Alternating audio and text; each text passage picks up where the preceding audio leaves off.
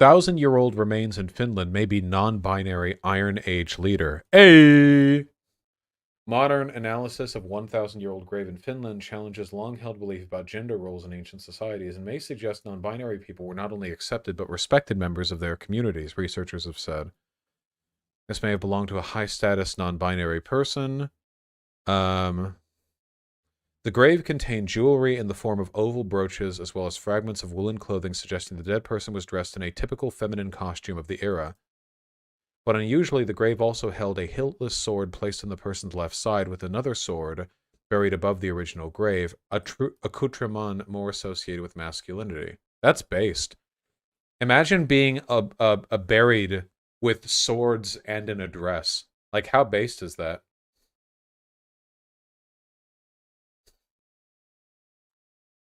For decades, archaeologists had assumed either that two bodies, a man and a woman, had been buried in the grave, or that it was evident strong female leaders, even woman warriors, existed in early medieval Finland. DNA analysis, however, showed the grave held the remains of only one person, and they had Klinefelter syndrome. Hey! Usually a female has two X chromosomes and a male one X and one Y. In Klinefelter, a male is born with an extra copy of the X chromosome. Males with this syndrome, which affects about 1 in 660 men, it's a lot of people, guys, are still genetically male and often don't realize they have the extra chromosome, but the condition often causes enlarged breasts, small penis and testicles, a low sex drive, and infertility. The Finnish researchers warned the DNA results are based on a small sample and only a relatively small number of genetic sequences could be read, meaning they had to rely to some extent on modeling. But they said that based on their data, it was likely the body in the Sontaka grave had the chromosomes XXY. The high-status burial led them to conclude the person may have identified as outside the traditional gender divisions. Well, that's nice. They might not have been considered strictly a male or female in early middle-aged community. The abundant collection of objects buried in the grave is proof the person was not only accepted but also valued and respected. The finding challenges the idea that in the ultra-masculine environment of early medieval Scandinavia, men with feminine social roles and men dressed in feminine clothing were disrespected and considered shameful. The person may have been accepted as a non-binary person because they already had a distinctive or secured position in the community for other reasons. Huh. Well, that's quite nice, I think. Can you link the article? Yeah, sure. What we have to understand is that, like, so often history is storytelling. We get little scraps of info from the past and we do what we can to synthesize them into cohesive narratives today. History is a lot simpler 100 years ago when we have everything being written down. It's easier to piece things together there, but 1,000 years ago can be really difficult to understand what's going on back then, especially since in a lot of Scandinavian cultures, they basically practiced oral history, so they didn't write things down, which was inconvenient for historians. Anyway, what we have to understand is that, like, especially when you're going back 1,000 years ago to a culture that doesn't have a ton of written history, the scraps of history that we have are pretty scant, and a ton of our history of the past is produced by historians putting the pieces together, right? So imagine historians from 19th century England piecing together the history of our past. How do you think they'll piece together those pieces? Do you think they'll see evidence like this and go, oh, that's a non-binary one, that is. I think they had a different understanding of gender back before they were Christians. Yes, all right. Do you think they did that? Probably not. In reality, they filled in the blanks with the biases they held today, and a ton of our historical preconceptions are based on people who were probably around for slavery, or people who, at the very least, were around for Jim Crow, inferring stuff based on little tidbits of information, Like, seriously. Like, go read historical articles from the 1930s and 40s from our academic institutions, even well-respected and legitimate ones. Look at the language they use. Look at the subtle biases they instill in their work. We have to recognize, the myth of Western hegemony is and always has been just that, a myth. The idea that there is some kind of hegemonic, long-standing set of ideological, cultural values that just sort of run from history to now, that is not true. This comes often with trans people, you know. Just a little while ago, somebody in chat was like, do you think it's a coincidence 99 people identify as cis throughout all of history? You have no idea.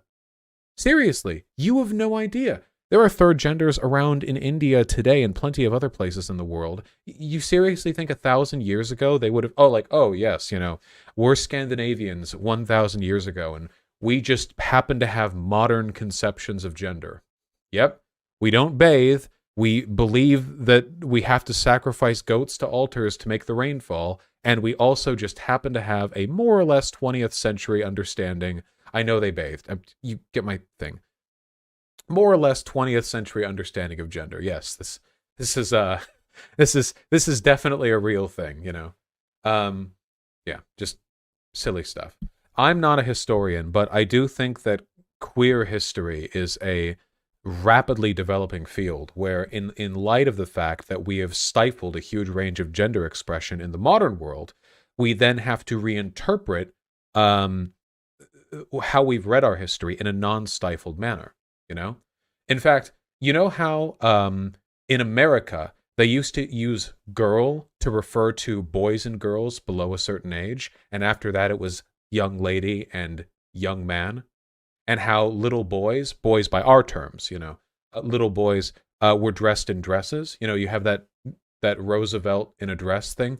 I guarantee you, if all that I'm describing right now had been a couple hundred years earlier and not back in the 1900s, probably would have been written over by history. Really, seriously, like, if it goes back far enough, you lose bits and pieces, you lose bits of evidence, and then eventually you have such a scant, you know, understanding that you can fill in the gaps. Evidence is our ally. Wasn't even aware of that. No, seriously, look. Etymology girl. Look, right here. Middle English, denoting a child or young person of either sex. That goes all the way back to Middle English. Like, look, Low German Gore, child, to girl, Middle English. Hundreds of years where it was a gender-neutral term, and thus it would be used to refer to boys, which we, you know, now say. Yeah, look, this was cited from 1300. The language child, yeah. Giri. Yeah, Giri. It's still used in German as Gore. Well, they're the Germans, you know, who cares? Anyway, let me see. Roosevelt dress. 1 second. Roosevelt dress. And he would have been, what, here? Maybe 3, 4, 5? But nowadays, if you dressed a young boy in this clothing, conservatives would say you're engaging in child abuse. You recognize that, right? Right now, today, if you did a TikTok and you're like, here's how my little man's dressing, Ben Shapiro would react to it, you know, they'd call Child Protective Services on you. This is Roosevelt. Isn't that odd? Which one? I believe this is Franklin. I don't think this is Theodore. This is Franklin, right? Is this Theodore? I'm pretty sure this is Franklin. I always say Roosevelt. Oh, it is? It is Theodore? It's not FDR? Oh, hold on. I could probably just find out by, like, just, like, look at it right here. Roosevelt dress. No, yeah, that's FDR. That's FDR. That's Frederick. Franklin, not Frederick. Frederick Roosevelt? Franklin D. Roosevelt. FDR. Yeah. So what you're saying is return to tradition? What I'm saying is the only reason people are so insistent on the historical continuity of modern gender roles is because deferring to some sort of historical record is the closest thing they have to an argument. But in the absence of that, when you realize that history is actually really complicated and messy, and there are pockets of historical reality that probably would have had fairly comparable views to our own on gender, and pockets of history where people would have had radically different views, and that some of those radically different perspectives would have come from white Westerners, and some of the very hegemonically acceptable views would have come from, you know, foreign cultures off ye old. The myth of continuity is always just that, a myth. There's no such thing as continuity, really. Everything changes all the time, and it changes so quickly and in such a complicated set of ways that it's impossible to know what's going to come next, or at least really difficult. You can make guesses at general trends, but only for so long and to some degree of accuracy. And it is incredibly difficult to find any meaningful, long-standing patterns. Any that, at least, that have prescriptive value today. Breeching, boys. The occasion when a small boy was first dressed in breeches or trousers. From the mid-16th century to the late 19th or early 20th, young boys in the Western world were unbreeched and wore gowns and dresses until an age that varied between 2 and 8. 8-year-old boys wearing gowns and dresses.